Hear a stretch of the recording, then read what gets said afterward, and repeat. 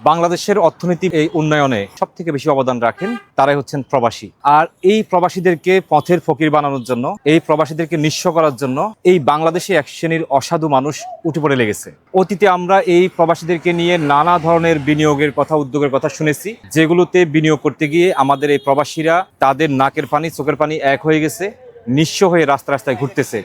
এর মধ্যে হঠাৎ করে নতুন করে আরেকটি বিনিয়োগের কথা আমরা সব থেকে বেশি শুনতেছি, সেটি হচ্ছে প্রবাসীদের জন্য হাসপাতাল নির্মাণ। এই প্রবাসীদের জন্য হাসপাতাল নির্মাণ এটি নিঃসন্দেহে একটি ভালো উদ্যোগ, তবে এটি করার কথা সরকারের, কোনো ব্যক্তির না। এখন আমরা দেখতে পাচ্ছি এক শ্রেণীর অসাধু মানুষ যারা এই প্রবাসীদেরকে নিয়ে হাসপাতাল বানানোর কথা বলে, মানে গতকালকে রাতে প্ল্যানিং করলো যে প্রবাসীদেরকে নিয়ে একটা হাসপাতাল বানাবে, তারপরের দিন হাসপাতালের জন্য বিনিয়োগ নেওয়া শুরু করলো। মানে হাসপাতাল বানানোটা এত সহজ, মানে এটা হচ্ছে একটা স্বপ্ন দেখার মতো। রাতের বেলা স্বপ্ন দেখলাম, সকালে উঠে মানুষের কাছে বলে দিলাম বা এটা হয়ে গেল। আর আমাদের এই প্রবাসীরা তারা এতটাই সহজ সরল, তারা এর পর দিনে যিনি হাসপাতাল বানানোর কথা বলতেছে তার হাতে লক্ষ লক্ষ টাকা তুলে দিচ্ছে। এটি কি অবাক হওয়ার মতো একটা কাজ হচ্ছে না? একজন এটা শুরু করলেন তার নিজের জেলায়, বললেন যে আমি এখানে আমার জেলায় একটা প্রবাসীদের জন্য হাসপাতাল বানাতে চাই। এটি যখন তিনি করলেন, যখন তিনি ফেসবুকে দেখাচ্ছেন যে আমাকে এই প্রবাসীরা কেউ 1 লাখ, কেউ 2 লাখ, কেউ 5 লাখ, কেউ 10 লাখ, কেউ 20 লাখ টাকা দিয়ে দিচ্ছে, এটা দেখে অন্য জেলায় আরেকজন অসাধু ব্যক্তি তিনি তার জেলায় হাসপাতাল বানানোর উদ্যোগ নিলেন। এইভাবে আমরা দেখতে পাচ্ছি এখন 64 জেলায় 64টি প্রবাসীদের জন্য হাসপাতাল নির্মাণের কাজ শুরু হয়ে গেছে এর মধ্যে, এবং তারা সগৌরবে মোটা অঙ্কের টাকা গ্রহণ করতেছে। এই যে যারা এই টাকাগুলো দিচ্ছে, যারা এই হাসপাতালের অংশীদার হচ্ছে, যারা তাদের এই কষ্টার্জিত টাকাগুলো তাদেরকে দিয়ে দিচ্ছে, তারা কি একবারও খোঁজ নিয়ে দেখেছে যে একটি হাসপাতাল নির্মাণ করার জন্য আসলে কি কি লাগে, একটি হাসপাতাল নির্মাণ আসলে কারা করতে পারে? আমরা সাধারণত যেটি দেখি সেটি হচ্ছে যে বাংলাদেশের যে শিল্প গ্রুপের মালিকানা যাদের কাছে আছে বা যাদের কাছে কোটি কোটি টাকা আছে, তারা হচ্ছে এই হাসপাতাল বা বিভিন্ন এই কাজগুলো করে থাকেন। কেন করেন? তারা তাদের ফান্ডে যে টাকা থাকে সেই টাকা দিয়ে প্রাথমিকভাবে অন্তত একটা জমি ক্রয় করে, সেখানে ভিত্তিপ্রস্তর স্থাপন করে হাসপাতালটার কাজ শুরু করে। এরপর তারা হচ্ছে নানাভাবে মানুষের কাছ থেকেও বিনিয়োগ নিয়ে, সরকারের কাছ থেকেও অনুমোদন নিয়ে সেটি নিয়ে তারা এগিয়ে যায়। কিন্তু এখন যে ভদ্রলোক, যে অসাধু, ভদ্রলোক বলা ঠিক হবে না, যে অসাধু মানুষটি এই হাসপাতাল বানানোর উদ্যোগ নিয়েছেন, তিনি তার জীবনে কখন একটা ফার্মেসি পরিচালনা করেছেন? তিনি কখনো একটা ক্লিনিক দিয়েছেন তার নিজের নামে? আরে ভাই, আপনি প্রথমে নিজে একটা ক্লিনিক দেন আপনার টাকায়, আপনার এলাকায়, সেখানে আপনি 2-4 বছর মানুষকে সেবা দেন, আপনি মানুষকে বুঝান যে আপনি এটি পরিচালনা করার জন্য সক্ষম এবং আপনার মাধ্যমে অনেক মানুষ উপকৃত হচ্ছে। এরপর আপনি হাসপাতাল বানাতে আসেন। এই যে কোটি কোটি টাকা যে হাসপাতাল বানাতে লাগে, এই টাকাটি তো আপনি রাতারাতি নিয়ে নিচ্ছেন, কিন্তু এই হাসপাতাল বানানোর জন্য যে একটা ছাড়পত্র লাগে, একটা অনুমোদন লাগে, আপনি সেটা নিয়েছেন? আপনি যে টাকাগুলো নিচ্ছেন আপনি কোন অ্যাকাউন্টে নিচ্ছেন? হাসপাতালের নামে অ্যাকাউন্ট করছেন? তো হাসপাতালে যদি আপনি অনুমোদনে না নেন, হাসপাতালের জন্য যদি আপনাকে অনুমোদন দেওয়া না হয়, হাসপাতালের জন্য আপনি জমি না কিনে, তো অ্যাকাউন্ট করবেন কি দিয়া? তো অ্যাকাউন্ট তো যেহেতু আপনি করতে পারলেন, টাকা নিচ্ছেন কোথায়? আপনি আপনার ব্যক্তিগত অ্যাকাউন্টে টাকা নিচ্ছেন। এই যে মানে প্রবাসীদেরকে মানে আপনারা যে কি পাইছেন আমি ঠিক জানি না। আর প্রবাসীদেরও এখানে দায় আছে।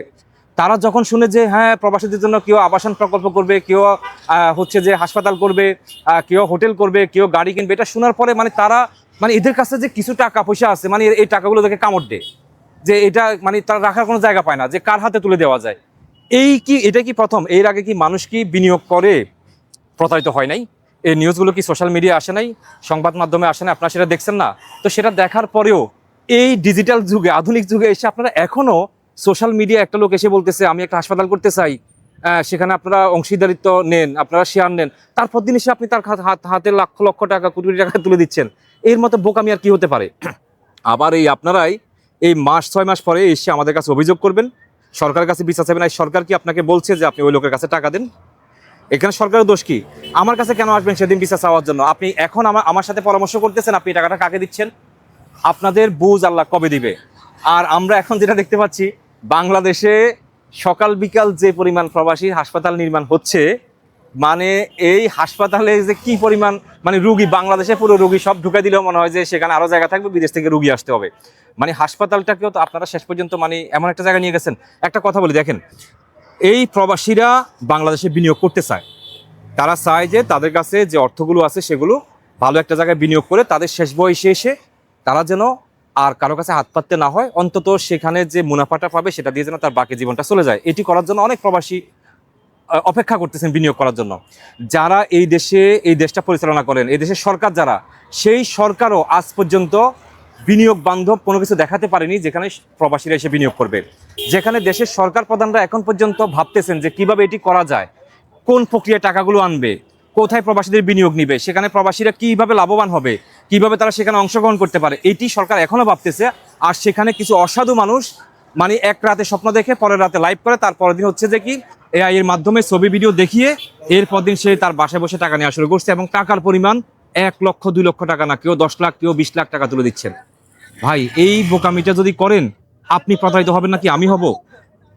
এখনো সময় আছে, যারাই বিনিয়োগ করতেছেন আমরা কাউকে বাধা দিতে চাই না। প্রথমত বলবো, যিনি এই মানবিক কাজে এগিয়ে আসতেছেন আপনি আগে নিয়ম কানুনটা জানেন। একটা হাসপাতাল করতে কি কি লাগে, একটা হাসপাতাল করতে কতটুকু জমির প্রয়োজন আছে, সেই জমি কি আপনি দেখছেন, সেই জমি আপনি কিনছেন? তারপর হচ্ছে যে কি আপনি যে হাসপাতালটা করবেন আপনি ওই সংশ্লিষ্ট কর্তৃপক্ষ থেকে অনুমোদন নিছেন? আপনাকে কি অনুমোদন দেওয়া হয়েছে যে আপনি একটা হাসপাতাল করতে পারবেন? আর আপনি যে হাসপাতালটা করবেন কিসের হাসপাতাল করবেন, সেখানে কিসের চিকিৎসা হবে? আপনি এই প্ল্যানিংটা কারোর সাথে কথাবার্তা বলছেন, আপনি একদিনের মাথায় ফেসবুকে লাইভ করে পরের দিন আপনি টাকা নেওয়া শুরু করছেন। এর থেকে বড় প্রতারণা আর কিছু হতে পারে না। আপনারা এই কাজ থেকে সরে আসেন। একই সাথে আমি প্রবাসীদেরকে অনুরোধ করতে চাই যে ভাই, ওই ফেসবুকে ভিডিও দেখে যারা দুই একটা ভালো কাজ করে মানবতার ফেরিওয়ালা সেজে যায়, এদের হাতে লক্ষ লক্ষ টাকা তুলে দিয়ে আপনারা পরে রাস্তায় হেঁটে হেঁটে কান্নাকাটি করবেন না। আর সর্বশেষ সরকারকে অনুরোধ করতে চাই, আপনারা এই সোশ্যাল মিডিয়ায় যারা এই ধরনের কর্মকাণ্ডগুলো করতেছে এগুলোতে আপনার নজরদারি বাড়ান।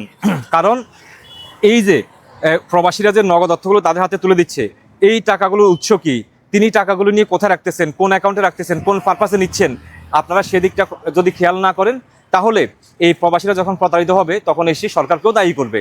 তাই আমরা আশা করব যে এই ডিজিটাল যুগে এসে ডিজিটাল মাধ্যম ব্যবহার করে এই ডিজিটাল প্রতারক যারা আছে তাদেরকে চিহ্নিত করে তাদেরকে আইনের মুখোমুখি করা এখন সময়ের দাবি।